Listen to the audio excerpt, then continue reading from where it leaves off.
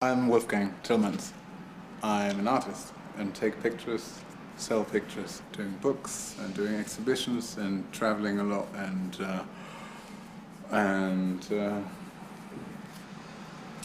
yeah.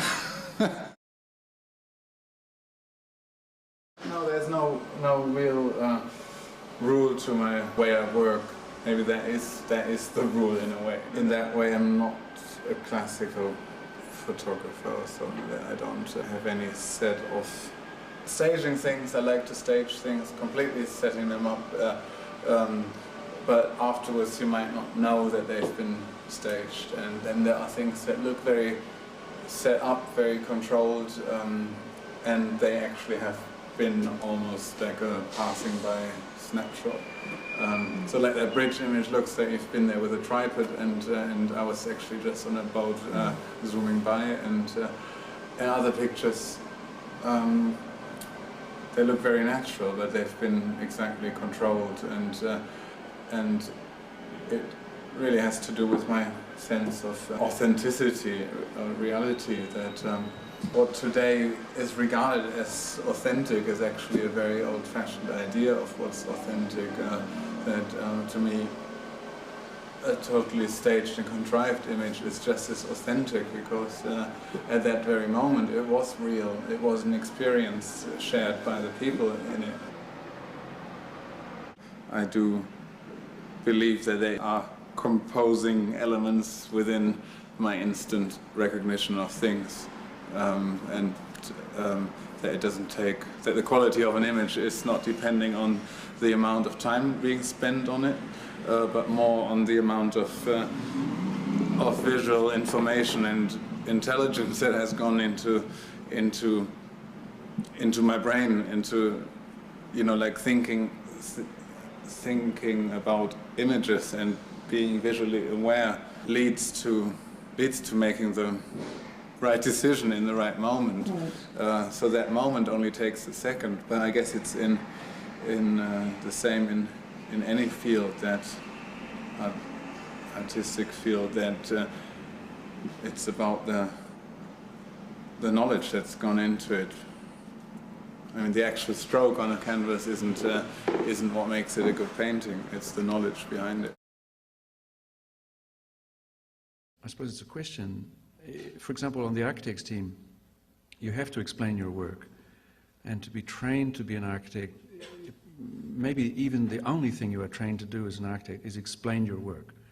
And architecture is meant to be this thing that can be explained, should be explained, and to be not even a successful architect, to be any kind of architect, you must talk and talk in public. But photography, what's that about? I mean, are you comfortable here in this room before the air conditioning and all that? I think there are different assumptions or different approaches to this, and that's maybe something specific to LA. I found that, for example, the artists in LA are all trained very much in talking about their work, and that's maybe something going in general for America. And whereas in Europe, or like also excluding England, for example, in Germany at Städelschule, there's not so much this expectation that an artist can instantly deliver the theory to his work. And I find that also problematic sometimes, because in the end, without wanting to mystify art, I do believe that a lot of what makes art work is the things that you can't talk about. And I find that in my work I try to deal with the things that I try to visually deal with the things that I can't talk about, or that I talk about better visually. That does not mean then that I don't speak about other stuff. You know, so language is super important, but I don't think there is a absolute congruence of what one can talk about and do visually. Right. I've always felt that observation is the most important, to be still and calmly take things in and observe them and not be blinded by your own assumptions and by your own certainties. And the great thing about photography is that observation, or that you can turn this moment of openness into a work in an instant. So there is sort of intelligence and doing are very close together, which is harder in other art forms where there is a long time process involved in making it. But so the moment I do something, there is usually also a moment of understanding in that, and or the understanding is just prior to doing something, and then and that in a way gets words going as well, I think. Are you forced to be a lawyer for your own work? I mean, making the case, defending your client, this other person, this photographer? Well, that's another thing then, because that then, of course, there are, for example, that's considered. I mean, certain talking is good, but then other talking is considered very uncool. Like you're not, like artists are not supposed to answer back, for example, when there's been a bad review or when there's been some plain out wrong things being said. You're supposed to not say something because it's just uncool to do that. And that is sometimes hard.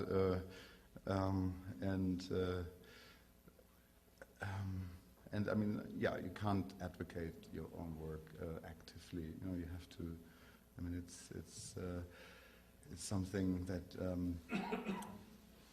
the work has to do it itself.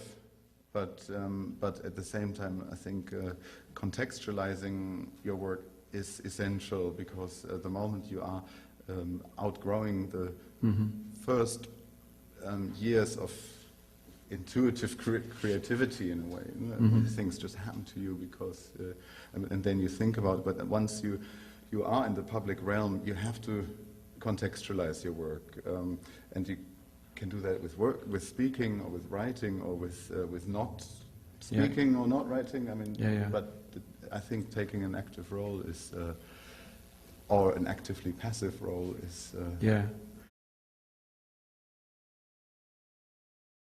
Would it be, I mean, just wrong to call you? I mean, I think it's clear that you work as an architect. Yeah, I mean, the whole reason for me to be in on walls in galleries is to see my work in space, because photography as a medium sits incredibly comfortably on the printed page, and I use that in my work from the beginning. I actively chose my work to be in magazines, to be in books, So in a way, the interest in the gallery space has not been a validation interest in order for it to look like art. It has been from the start about being able to do things that I couldn't do on the printed page or on the single image, and that, of course, has all to do with space and ultimately architecture. And so, in my mind, this editing of the work, precisely when it goes in, the reverse is true. That the work is much more difficult for the critics, because precisely what gets it in is its kind of that these images escape more or less traditional many different forms of writing about photography. And about art, and so, for example, the sense that all the images have that you have found these things, that you have just been really lucky, and what happens after, and I think that maybe that's the beginning of the reception of your work, is like a lucky, you know, he had really interesting friends, and he captured that, but then after 20 years, it doesn't seem like luck anymore. It gets to be acknowledged as a kind of almost impossible form of expertise. But still, the discourse doesn't know how to discuss the work because, for example, this quality of being found. I think you don't allow in any photograph which speaks of its own technical virtuosity. You don't allow any photograph in that has a kind of gloss or a kind of perfection to it. It's always some kind of imperfection, and also always a feeling of accident, even though you have actually staged quite precisely what appears to be an accident. And in that sense, I think that you, in keeping in only those photographs, you, by so doing, invite the visitor into that strange decision. So they are also not exactly comfortable. They cannot say, I'm now in a photography exhibition and here's why it is wonderful. They nevertheless confront images which are incredibly beautiful. So and the problem is you have put down your wine glass, so you're not meant to be, it's not meant to be that much pleasure. You're meant to walk into the serious work of the exhibition, but what you're experiencing is extraordinary beauty. Seems to me, image after image after image, but it's a beauty that cannot be so easily explained. So you have to each viewer is forced to embrace certain images. And I notice in the exhibition, people, I and myself also, out of the 300, 400s, 3, 4, or 5 become claimed, almost like shopping. Yeah. And that's actually what I all I aim for. Yeah. And that's that point of contact, of 100% contact. If that happens with 3 pictures per person, that's the ideal scenario. Because anything more would be sort of unnaturally lucky. Yeah, yeah. For the viewer. Yeah.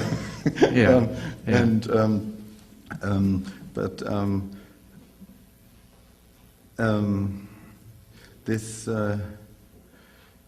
taking out all these things that are considered artful and serious.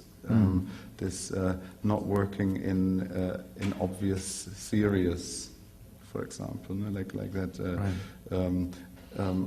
I mean, I got, even though I can't complain about success, I got into more trouble for doing the choices that I did, by not working in serious, which is considered much more serious,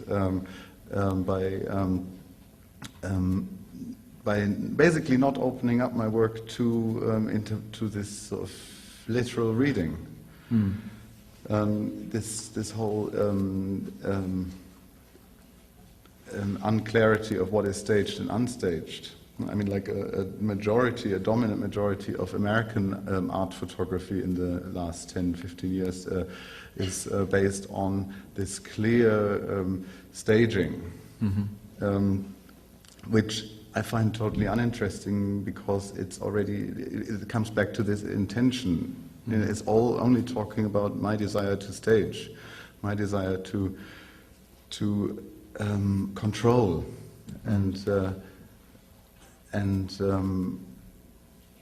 this you're not knowing, not like letting the viewer control or not giving them direction so literally. Because I give direction, no. I think I speak quite clearly in one way.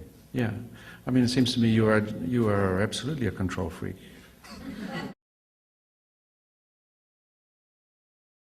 And on these tables, I discuss things that I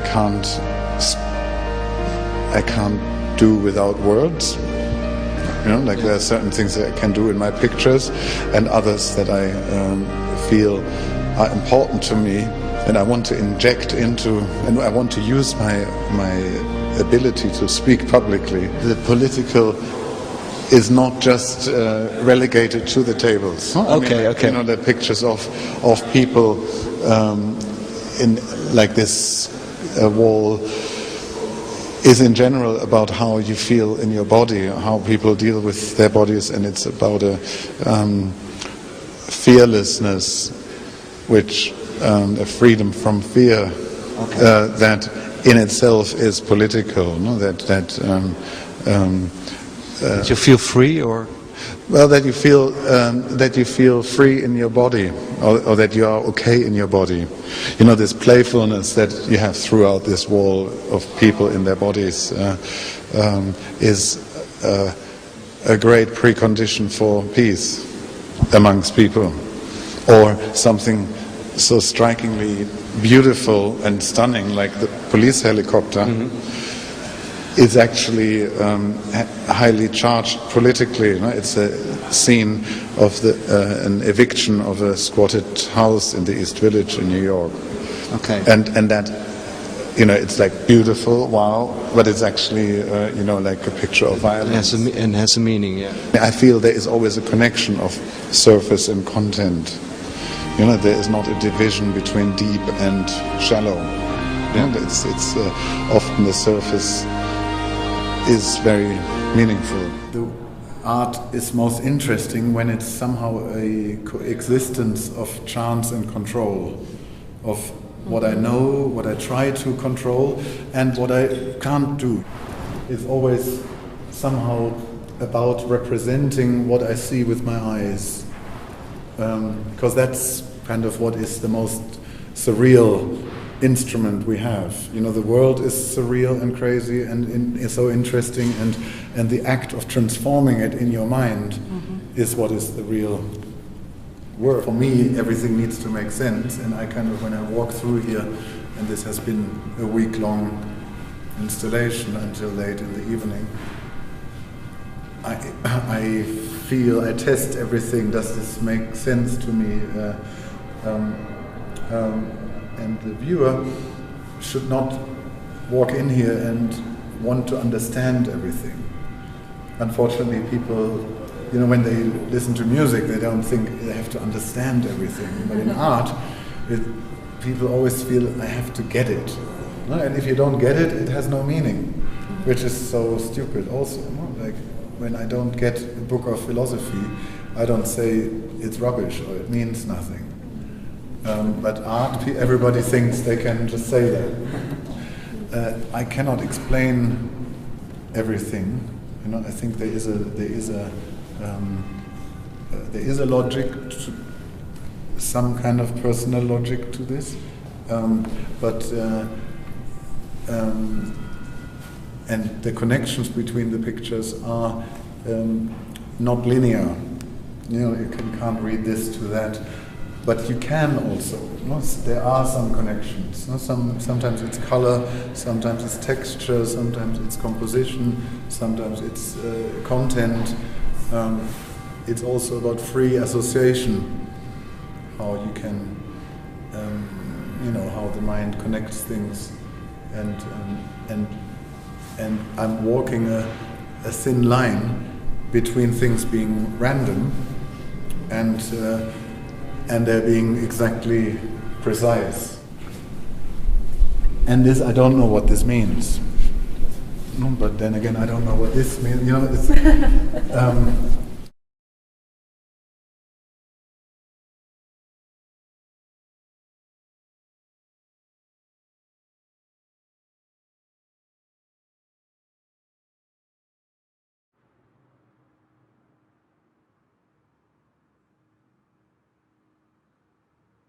the main fascination I have with view from above is that you can see these millions of individual decisions that people have taken over the years. And it brings me into perspective with myself. Aesthetics are political. Private lives are political. The idea of beauty is never a neutral idea, because people often say, oh, you know, Wolfgang makes beautiful pictures of ordinary things. But it's not just this one-way transfer. It's also extraordinary things that I make look normal, or and this question of what is beautiful is not universal. It is a political question. And then these are also just about this craziness of looking, of this new camera, this new reality of seeing more than what the eye can see. The world as a strange place of wonder.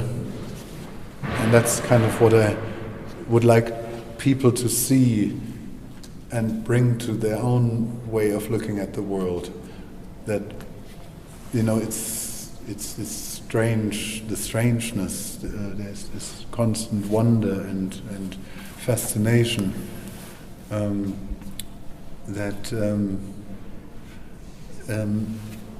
that is maybe childlike, but an open, but it may be naive, but it's not violent.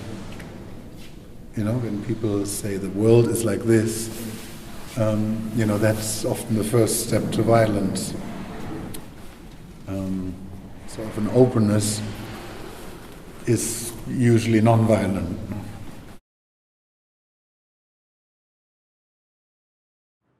With the abstract work, I do exactly what photography is designed to do. It's designed to collect light.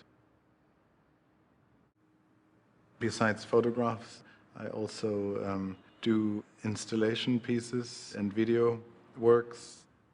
When I'm standing in a nightclub on my own, I often stare at the lights and observe how they move, like these little robots. You know, it's all about sex and body and dancing and drinking and social interaction, but at the heart of it is also, you know, the light, just pure abstract light.